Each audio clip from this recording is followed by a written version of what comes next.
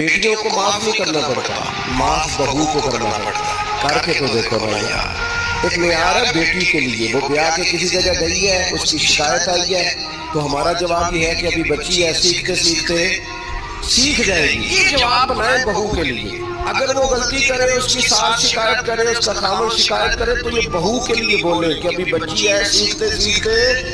ये बहू के लिए बात करे कि बच्ची है, सीखते सीखते।